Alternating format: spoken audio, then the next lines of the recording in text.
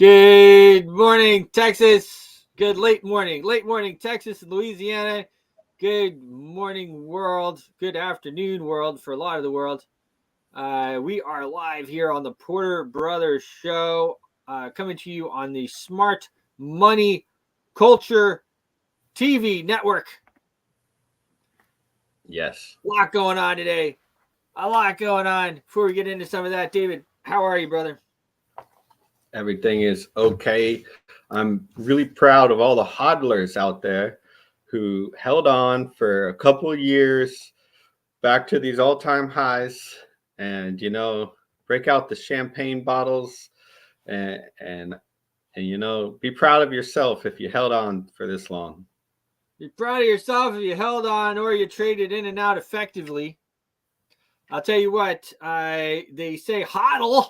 HODL stands for hold on for dear life. And that is because you really have to hold on for dear life. Sometimes the best trade is no trade, and you just sometimes the best trade is no trade at all. David and I know that well. You look back and you say, okay, well, best thing I did was holding. Some of the best things I did were holding in and out. Oh, I'm making a little 20% here, 80% there, even Xing 1, 2.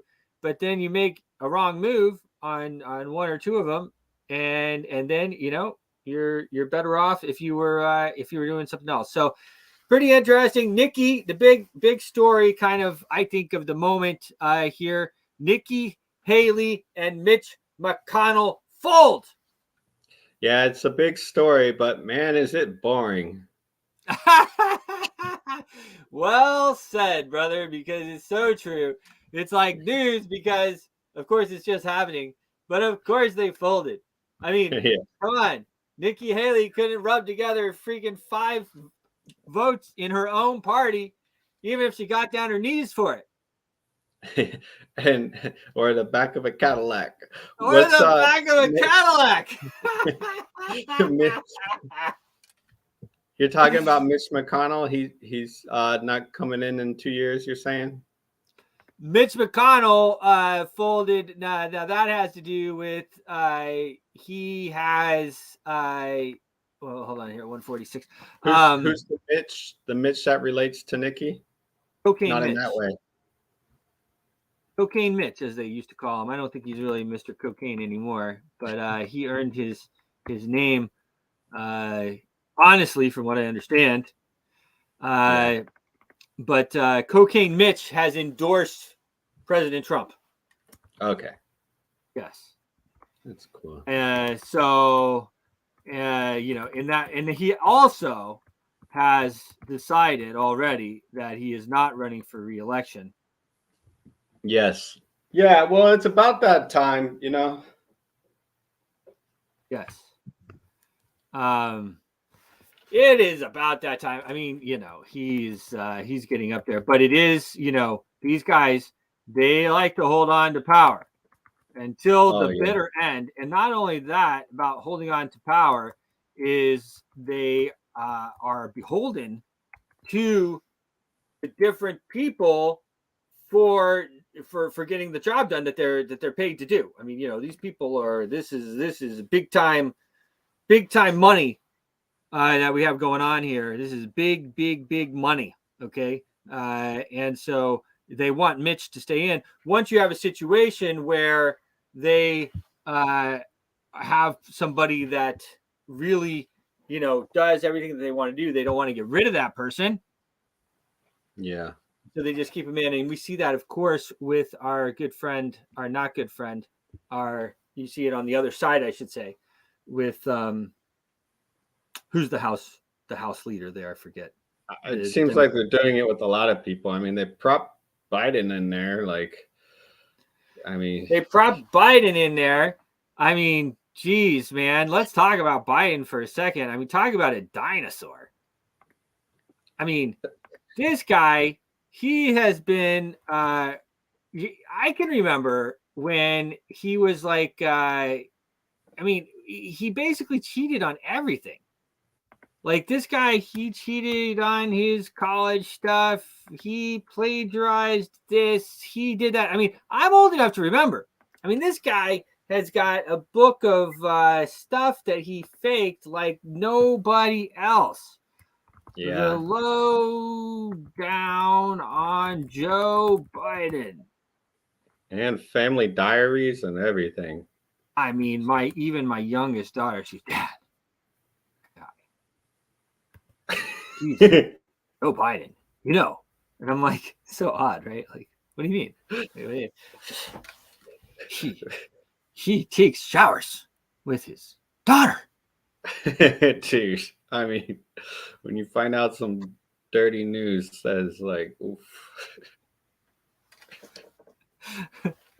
I mean, I don't know if it's true or not or whatever, but the fact that my 9-year-old daughter, or she was 8 at the time, I think, or even 7, I don't know, 8, I think, even had like that information from wherever she got it from, school or nanny or whatever it was, is really something else. And let me tell you, she told me there's something wrong with that guy. Yeah. Yep. There's something wrong with that guy, she told me. He takes showers with his daughter. Yeah, I mean, I don't think that was debunked or anything. So I definitely don't think it was debunked. It's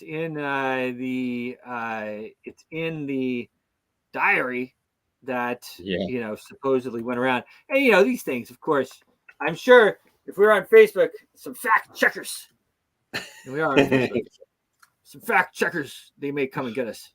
Those mighty fact checkers. Mm-hmm. Yeah, they may come in and say otherwise, but I always thought that was pretty funny, really, that about that. But the other thing about Joe Biden, he gets on camera. I mean, he's on camera talking about how they blackmailed, I guess, right? I mean, I don't know what else you want to call it. How they blackmailed the Ukrainian government. Yeah. Well, we told them that if they didn't stop that thing, that we were gonna hold that $1 billion. We were gonna hold that $1 billion. And they said, well, you can't do that. And we told him, he told them, oh yeah, I can do that. Yeah, and you don't see him directing anything happening in the Middle East. He's simply playing a pawn to not to be quiet about it. It's like it's really, well, I mean, look, he here it is right here. I found it. I think this is it right here. This is worth watching. Here he is, in his own words, the not so great or swift Joe Biden. No, I am not the pen pal, but the phone pal of Poroshenko and Arseniy Yatsenyuk and now the speaker. I literally, without exaggeration, the last 4 years, I'm on the phone 2 to 3 hours a week with those folks. There's an overwhelming instinct in Europe to say, hey, before you guys became president, this was owned by Russia anyway. They had a puppet there. What difference does it make? What the hell's the difference? Why are you making us engage in these sanctions? You remember last year I was authorized to say we do the second tranche of $1 billion, and he didn't fire his chief prosecutor. And because I have the confidence of the president, I was there and I said, I'm not signing it. Until you fire him, we're not signing, man. Get it straight. We're not doing it. Till you form a new government and you actually bring in someone who will move on this, we're not playing. Not because we're trying to play hardball, because we know if they give an excuse to the EU, there are at least 5 countries right now that want to say, whoa, we want out. At least 5 right now. And so what we're putting together now, is a basic detailed roadmap of who goes first and who goes second. And there's two pieces of this, folks. One is the security guarantees that are to flow from Russia. And two, the political steps that Ukraine has to take. And some of the steps are very difficult to take. They've already done the energy piece. They've done some other things. But my point is that when you say the Donbass is going to have a special status and you're going to amend your constitution, it's like saying, okay, you know, Texas and Wyoming, Texas is going to have a special status that we don't want because we want Mexico to have more influence in Texas. And we're going to pass that through the United States Congress. So there's some really tough stuff they've got to do. They're willing, I'm convinced they will do it. So this is actually, that's not the clip I was looking for. But again, I mean, he just kind of lays out what he did. If I can just pull it up here, it'd be pretty nice to show it. It's not the most important thing. You guys have all seen it before. He sits there and he brags about how he got them to fire the judge that was investigating. That wasn't the clip, but he said something similar in there too. He said the same thing. I guess he's telling this story again. Yes. Well, he doesn't care. He's not scared. They've already said that he is too old or whatever to stand trial. Here it is. This is it. This is it.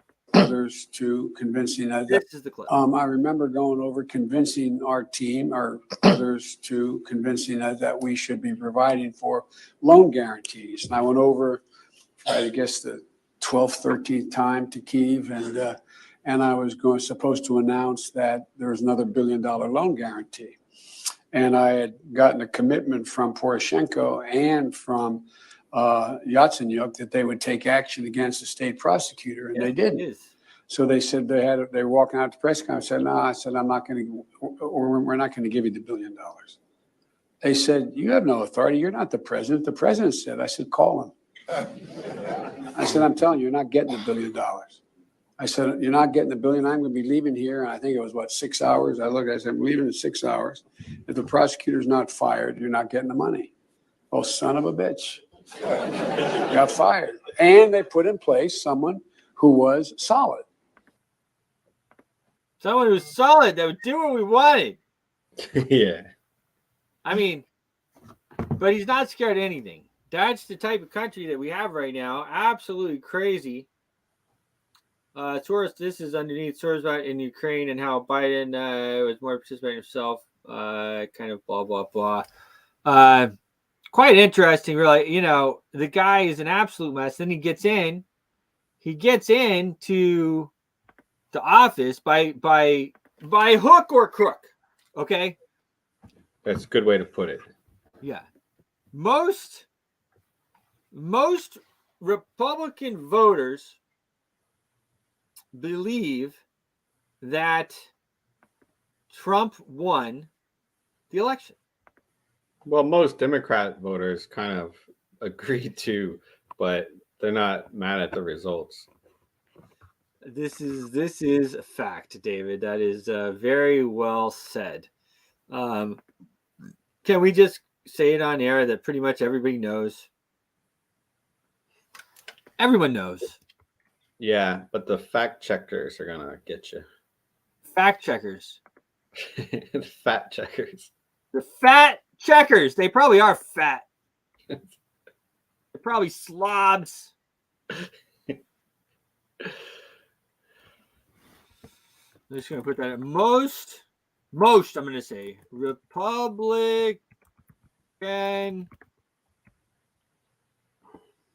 voters believe that President Trump won in 2020 and should be the president right now. Should be in the White House right now.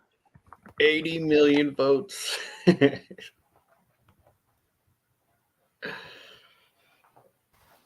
It's true. Most Republican voters, and this this is, they were crying about this on all of the different news. How can he have this twisted view of reality? Well, we can fact check him. We can fact check him, they said. Uh-huh. I was here. You were here. I was here. Uh-huh. They brought in the military. The military stayed here for like 6 months. I was here. I'm here. Oh, yeah. The military stayed here for like 6 months. Mm-hmm. Yes. Yeah. And they built a wall. And they built the wall. Imagine that. Yeah. And Who needs a wall? And then they brought in another 10 to 20 million people, depending on what figure you look at, illegally into the country, put them on the welfare state that you don't even have access to as a working class American or as a upper class American. You don't have access to it. Working class and upper class Americans do not have access to the welfare system. The welfare system is not even the word I'm looking for. The welfare state, I guess. It's not welfare, though. It's not the word I want. But these people that are coming in illegally are completely taken care of by the state. You don't know if that money coming out of your paycheck every week for Social Security is going to do anything for you by the time you hit 66, or maybe they'll even raise the age by then. You don't know. It's a big scam. Social Security is something like $116 trillion behind. So you don't know if you're going to get anything. Your health insurance is probably $2,000 a month. That's what it costs most of us. Yeah, that's insane. Yeah, $2,000 a month for a family of 4. No free governmental services for you that are doing hard work for yourself. All the work, everything, the whole bit. You get nada, as they would say in Mexico. It's pretty interesting. I'm going to talk about it in a minute. The Mexican, they're having something going on over there. They just tore down the palace doors in Mexico. We're going to talk about that in a minute because I want to go on this for a minute. I want to go on this for a little bit longer because the illegals, and I shouldn't call them illegals, I should call them something else. The migrants who have entered illegally. See that? I can be trained. You want to keep me on TV? You want to let me be on TV? I'll be trained. This is just for entertainment purposes. Okay, folks? The migrants coming from developing countries. Migrants searching for a better life. Look, the truth is, a lot of them are searching for a better life. If not all of them. Wait, I want a better life. They come here. They get on the government payroll. Like, guys, it's like ridiculous. And they get dental. Nobody talks about it. But these people get dental insurance too. So never mind your $2,400 or $2,000, let's just say, or $3,000. It's probably, I think it's actually more like $2,400 to $3,500 is kind of the average for health insurance. So never mind the mortgage that you're paying for your health insurance that they get free, but they're also getting dental. And dental, you may have a rider on your program, or you may just be like, you know what? I could cut a better deal just by going in there and talking to my dentist. Most of us know our dentist. But either way, you're probably paying in dental, whether you're paying some rider or on it, or you're just paying as you go. You're probably paying another, I would say at least $1,000, but I think probably $2,000 to $5,000 per year for your dental to get it free. Housing. Yeah, they get the housing too. Housing. Free internet. They got to have phones. How are they going to operate in the society without a phone? So they give them the Visa card. Here you go. It's a big time scam, guys. This is a big time scam and you're paying for it. That's where people start to lose a little bit of what's going on here. You don't realize that you're paying for it, but you are paying for it. Whether they take it in your... It would probably only cost a fraction of the price to pay for them to live in another city within the country that they're coming from. Well, that's the other thing. Who get everything for free, paid by you and me. Well, that's the other part of it, is we're talking like they're living in hotels. They're living in hotels and they're catering the food to these people. So we're all having to pay, and I don't blame the catering services, okay, but we're all having to pay for the catering services to bring them food. And so they're out there. It's like you and me being on location, right? Well, we spend a lot of money on location, right? We figured out the numbers. I won't say them here on the air, but I know when we take the cruise somewhere that it's going to cost us this amount of money per person per day. It may change one way or the other a little bit, but pretty much it's going to cost this much per day per person.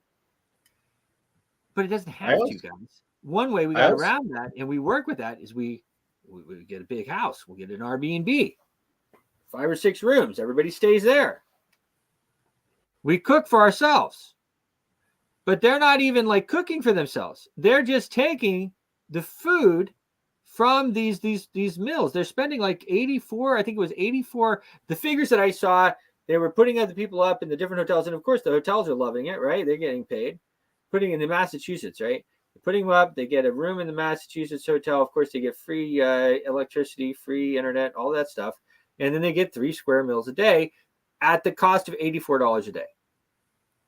Now, I can tell you that if I need to, and there have been times in my life when I have needed to, I can eat for less than $84 a day. I actually think, I don't know, I'd have to think about it, but my family are 4. If I go to Costco, and I'm my wife and I are feeding them, I don't know if we spend $84 to feed us during a day on a normal day. Maybe we do.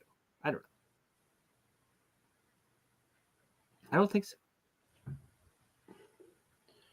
Mm-hmm.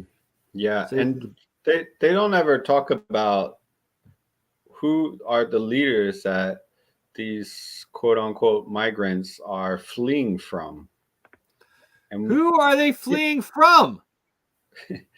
We could start there. We could start there. That would be a very good place to start. So I know we have a lot more to talk about here with some of the stuff that I mentioned, but I want to look at what's going on in Mexico over here. So Mexico, the Mexicans are mad. They all want to come to the U.S. Probably. No, I don't really know. It's really not true. I know. Look at this, though. This is pretty interesting.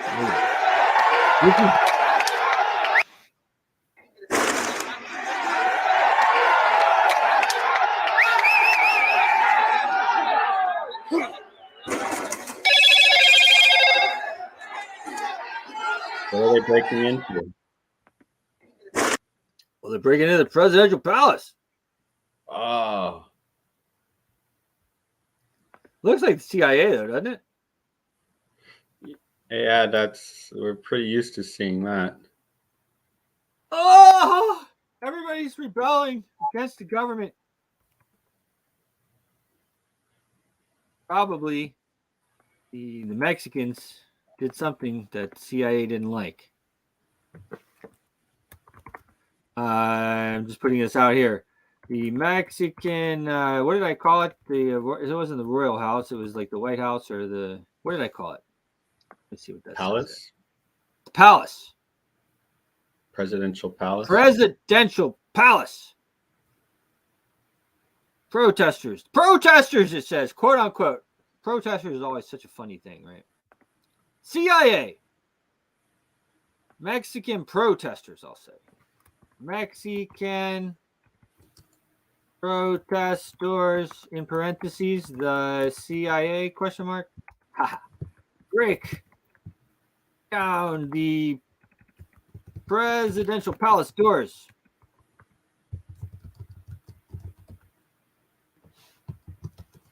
Really, let's scan this a little bit more and see what this is all about. Because this looks like some good old CIA stuff to me. Yeah. Look at what we have going on here. It's pretty much the same video. Break the door down with the truck. The U.S. State Department is orchestrating a color revolution. Who's this person? Am I following them? I am now.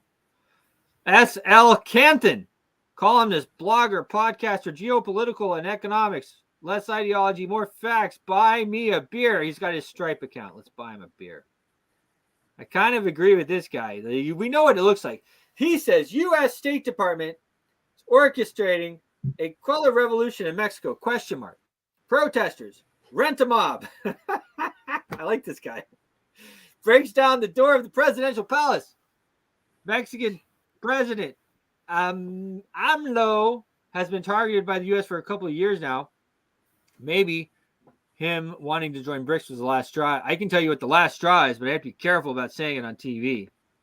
They called out who exactly our deep state was and who was the cabal that was running our government.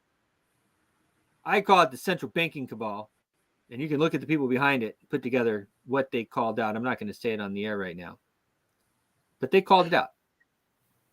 It really is their style to break a door down like that as well. I feel like you have the crowd there. They're not gonna cause the crowd's the just there, violence. right? They're not gonna cause the violence, but then you have this group that's like, all right, let's start the violence, and it ends up being them.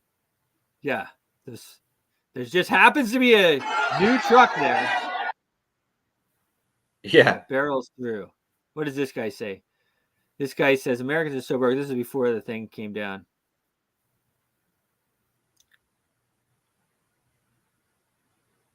This guy is talking about Americans are so broke and they don't even realize it. I always get Americans tell me, oh, but people in Mexico only make $20 a day. You can get a full meal here for $2. The metro in Mexico City costs 5 pesos, which is like 25 cents. I can go to the market right now and buy 3 kilos of mangoes for like $2. Yeah, people make less money here, but the cost of living is also lower. Americans think that everywhere is like the US. Now, check this out. Let's say you live in the US and you make $3,500 a month after taxes. I'm being generous. Rent, $2,000.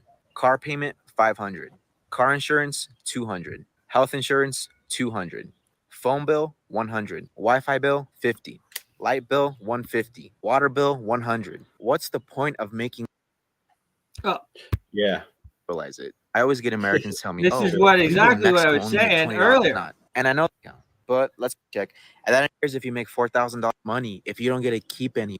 Light bill, $150. Water bill, $100. What's the point of making more money if you don't get to keep any of it? Who cares if you make $4,000 a month if you don't get to keep any of it? 60% of Americans live paycheck to paycheck, and that includes half of 6-figure earners. 80% of you guys are in debt and don't own anything, and half of you guys don't even have $500 in your savings account. But let's call other countries poor and let's call other people poor. Living paycheck to paycheck your whole life and being in debt your whole life should be considered poverty, but it's not. And I know this is going to hurt a lot of Americans, but it's the truth. The US system wants you to spend every waking moment of your life working and paying into a system that will never benefit you. Slaving away your whole life just to be retired for a measly 10 years. At least here in Mexico, we own our things. We own our houses. We own our cars. We're not in debt. But anyways, that's a story for another day. Let me know what you guys think. He doesn't sound like a Mexican. Well, he's right. I mean, guys, Absolutely. He's right. And this is what we've talked about multiple times. You also, not only do you think that you're not poor when you're really, really poor, you're poor here. Living paycheck to paycheck. Mm-hmm. Complaining. I went to Walmart the other day to get some eggs. I don't go to Walmart that often, but I went to Walmart and the eggs were $8.96 for the longest time to get 60. I buy them in bulk. And the price jumped up to $13.96. That's like over 0.25% increase, or it's quarter. I mean, like, you guys are you're getting like, I mean, it's unbelievable what they're doing. It's unbelievable. Meanwhile, and the other part of it is the other part about that our friend here doesn't really talk about, but I'll say it, is that they're more free than you. You think you're free. You think that you're free, but you're not. You actually live in a complete police state. And Yeah. It you makes can you be wonder about that AI's response about Nazi Germany versus America, which country is better to live in. well, it did, right? I didn't say it because I knew nobody wanted to hear it. But Yeah. you're absolutely correct. It probably, guys, it very well, and then what David's talking about is the AI response to whether it was better to live in Nazi Germany or live in the US. And the AI response said it was better to live in Nazi Germany. And everybody get upset. But it might have been better to live in Nazi Germany. What people don't want to talk about with Nazi Germany is they kicked out the central bank, the same central banking cartel that owns us right now, that owns our country and most countries of the world. They kicked out the central banking cartel, and they flourished. Their economy. The economy exploded. But I don't want to go down this road right now. Yeah. But it's a very good point. And but the U.S. isn't a police state. It is. We are a police state. You think that you are free in the USA, but you are living in a police state worse than everywhere except China.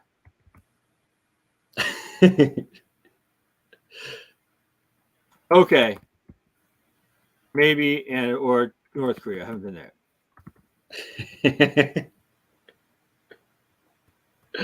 It's bad though, man. But guys, it's bad. Wake up. I don't usually put it like that, but that's the truth, guys. You can go to our hideout in Portugal. Maybe we can have you over there one day.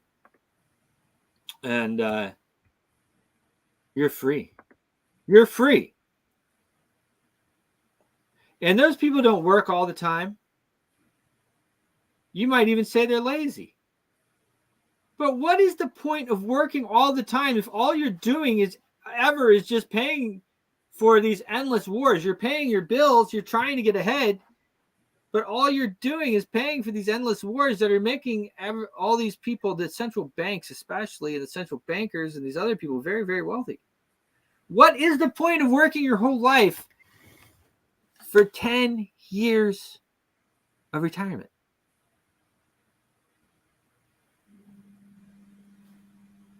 Mm-hmm.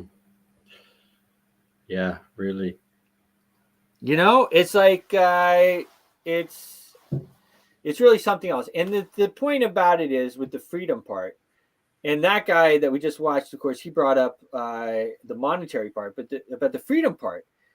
You go down to Miami, you're trying to have a nice dinner on the strip, and there's literally like 20 or 30 police people around you.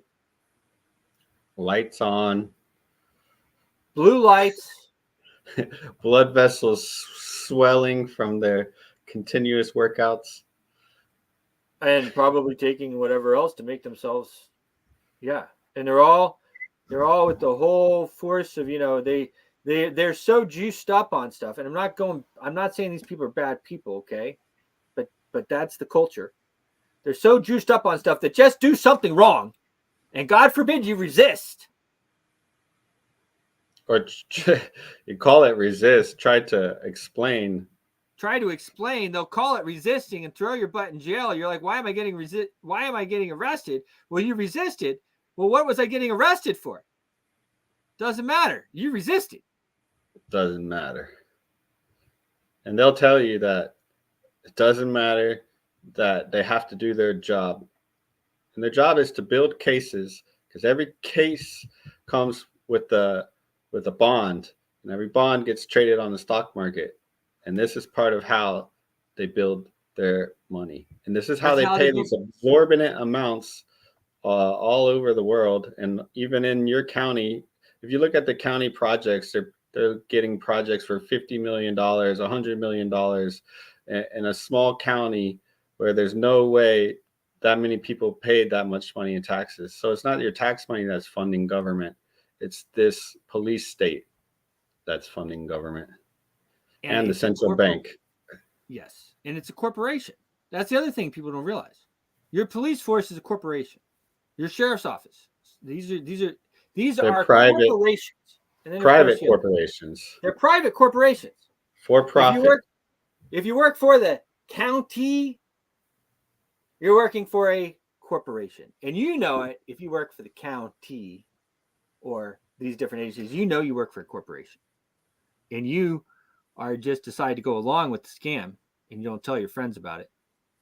But you work for a corporation, so the corporation has to make money, or else the corporation won't survive. It's not your $200 speeding ticket that pays an officer's paycheck. It's the whole case and bond that gets issued for it. It's the whole case and bond that gets issued. And David brings up a very good point. People don't realize that. But every time there's something legal that goes on like that, there's a bond produced, and that is traded on the open market.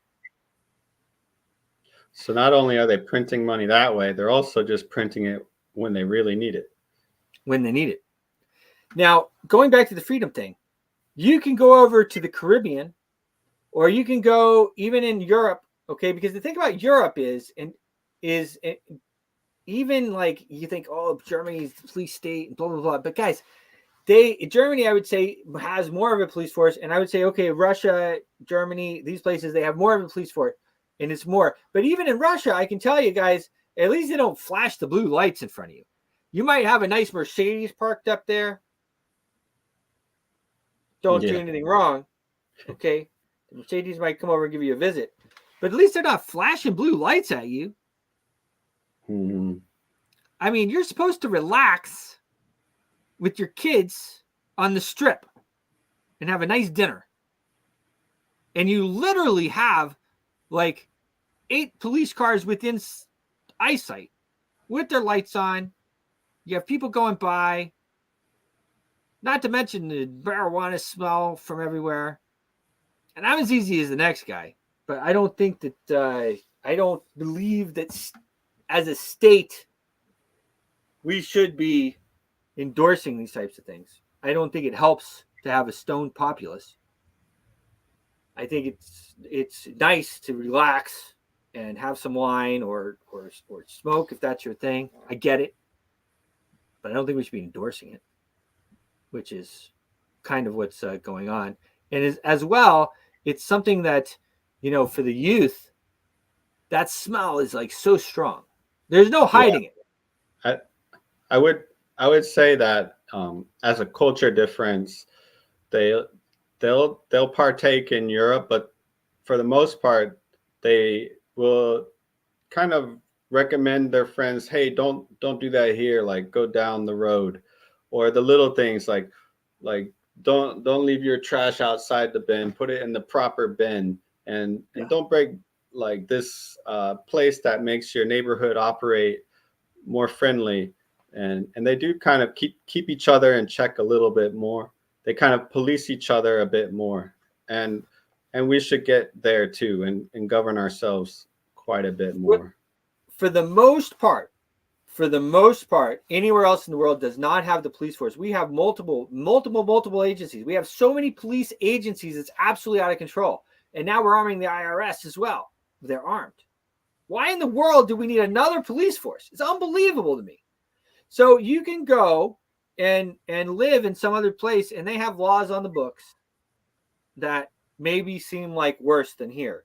But the fact is that you live way freer because they're not taking so much of your money that they have the money to enforce this stuff. We live in a police state, and it is one of the worst police states in the history of the world. And I know every once in a while I have somebody that comes up and they challenge that, and I welcome that. If you want to challenge it, I'd love to talk to you about it. because it's absolutely correct. It's absolutely correct. So the Houthis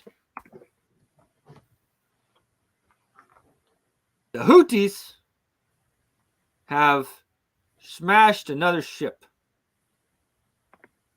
Man, they're on a roll. This is not good.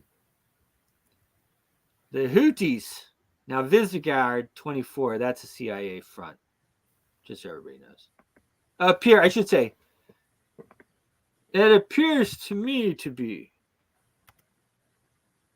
a CIA front. So that's the first one on there. I'm just putting out a post here because we're going to talk about it for a minute. The Houthis have sunk another ship. The Houthis have sunk another ship, and Iran seizes $50 million. 50 million, which seems like chump change these days, in U.S. oil.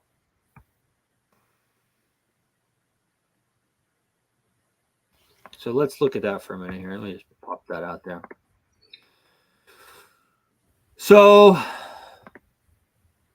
3 sailors are missing after the Houthi anti-missile struck a U.S.-owned bulk carrier. It's called True Confidence here, Yemen. 4 sailors seriously wounded, burned wings. The crew abandoned the ship. It sank, by the way. It is sinking. Oh, there we are. Ha! Where our post is ranking on the Houthis.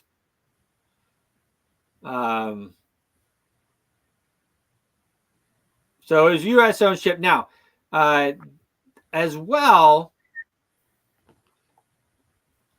the Iranians have Iran oil. Now, my initial report this morning was a little off, but Iran seizes a U.S. tanker. They already seized this tanker. This was the tanker that they seized a couple of months ago, or maybe a month ago, and now they are officially taking the oil. So I can just be the reporter on this part of it. So they seized this. This is actually now this funny story behind this. Okay, so the U.S. seized this tanker a couple of years ago. Said it was sanctions. Okay, so Iran went to their court and they got approval to seize the tanker back. So it's a different name at this point, but they seized that tanker back about 2 months ago, and now their court has approved for them to seize the oil. So now they are taking the $50 million in oil off of this ship. Wow.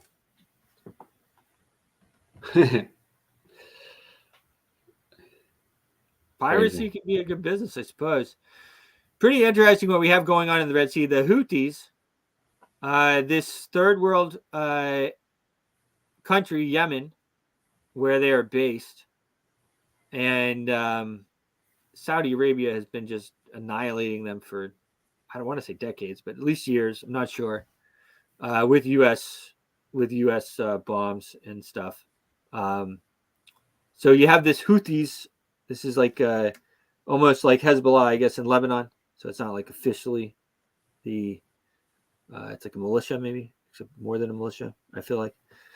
And so the Houthis have been they said, look, until Israel stops the genocide of the Palestinians in Gaza, no goods or services are going to pass through the Red Sea that are going to Israel.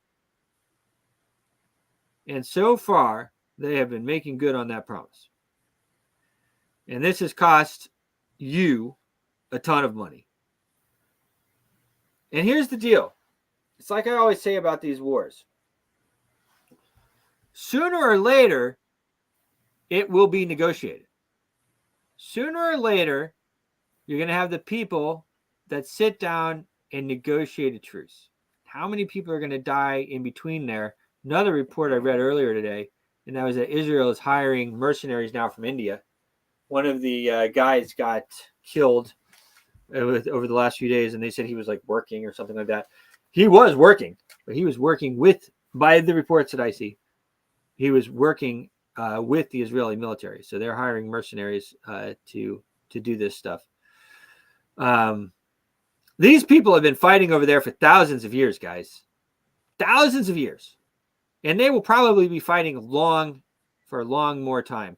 And we just need to get people at the table and talking. Right.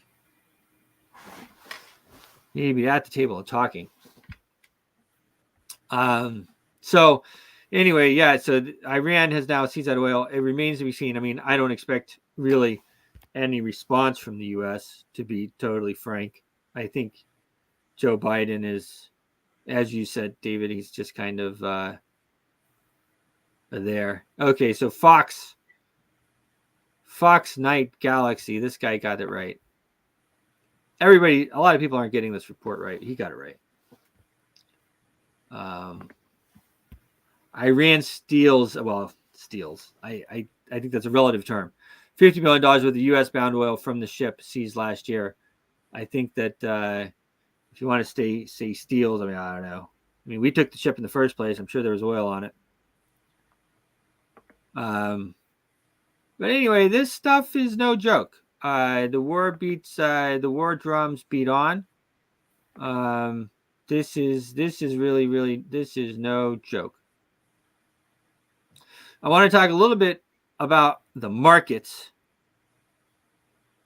The markets are pumping. They are pumping. 46.40. We have some of, what this means is, of course, the dollar is sliding as well. Okay. But it also means that the CR is getting passed. Probably they're going to get this funding as well for the wars. I mean, there's a lot of tap dancing going on right now. But even Trump, it seems like he murmured, Israel's got to finish it or whatever else. They always tack Ukraine on with Israel, but it's really the same thing. Ukraine is kind of like almost like an Israel sublet at this point. Of course, Zelensky is Jewish as well. And then it seems like a similar situation that we have in Argentina. You have Argentina now with their Milei, and he's now going to convert to Judaism. And so pretty interesting situation that you have there as well with these different countries. 46.40. Markets are pumping. The markets are pumping. Stocks, Bitcoin. That's right. Bitcoin. We'll give our friends a shout out here. SHIB.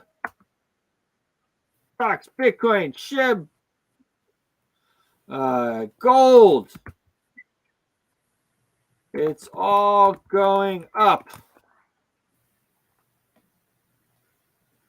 So a lot of the reason for that is, of course, the markets are sliding.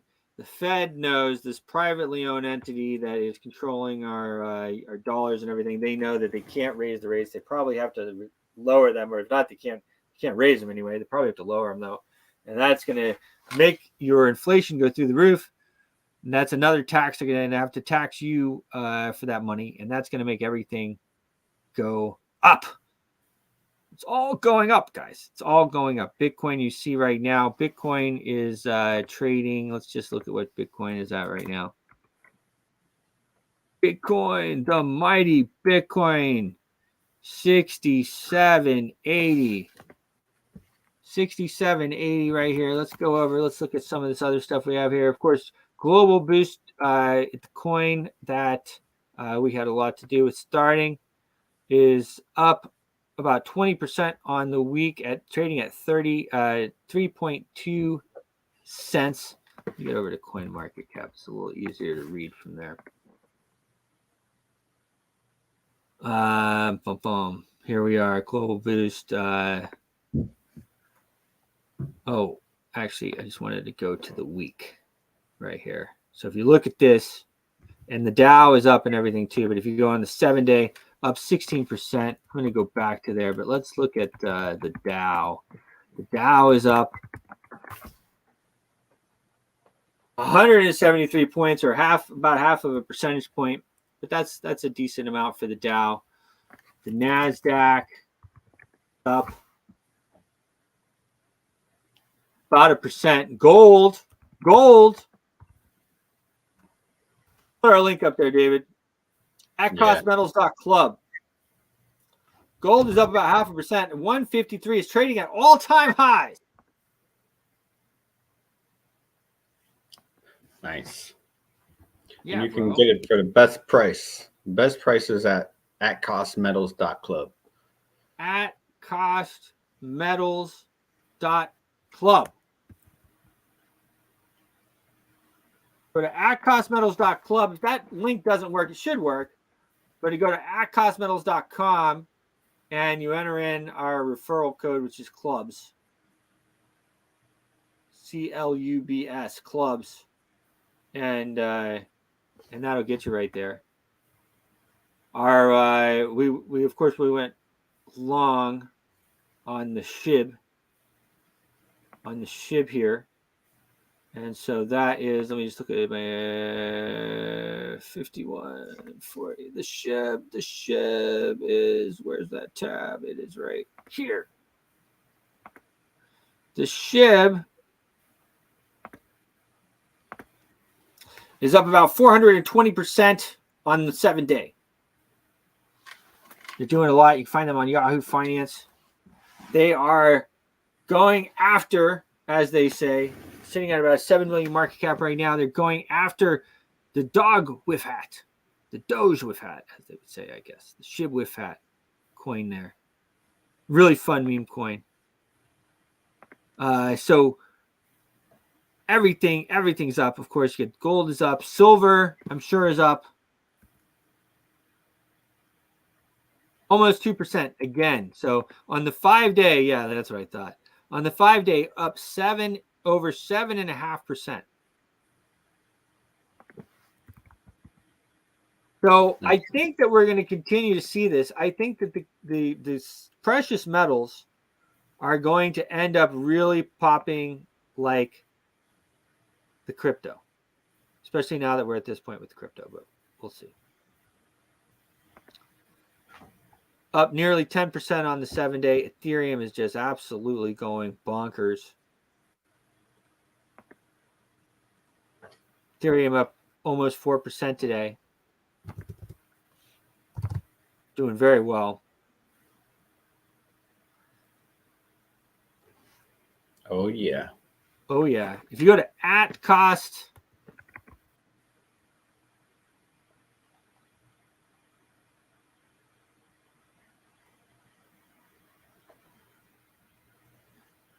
@costmetals. I just put in the .club and it's having a hard time resolving it. I used HTTPS, so I'm not sure if that's why. This is supposed to just forward. So if that happens, just go to .com, @costmetals.com. Sign up today. If this is blowing up, and if you have signed up, reached out to us. A lot of people have already signed up, and this thing is going. Look, guys, they are going to continue to inflate your money. They have no choice but to continue to inflate the money, to continue to print money. They are drunk on printing money. They don't know how to produce anything. And when I say they, I'm talking about Washington and the governments of the world. They don't know how to build anything. They don't know how to produce anything. They don't know how to actually make things. All they know how to do is print money. And so they're going to continue doing it. Thanks for David for joining us for another show. Absolutely amazing. Our friends at Smart Money Culture TV. Make sure, guys, if you want to get involved there, hit the contact form on Smart Money Culture TV. break out your checkbook, get involved. We are growing a lot. We're growing a lot. We're going to 6X over here in the next 3 months. Cheers. Yes. Big growth. See you soon. Your voice is powerful. When combined with social engagement, it's a force for change. Decentralized media paired with free speech is the catalyst for an empowered world and a unified, invaluable ecosystem. Join Global Boost, become a champion of free speech, and help to reshape the future of media.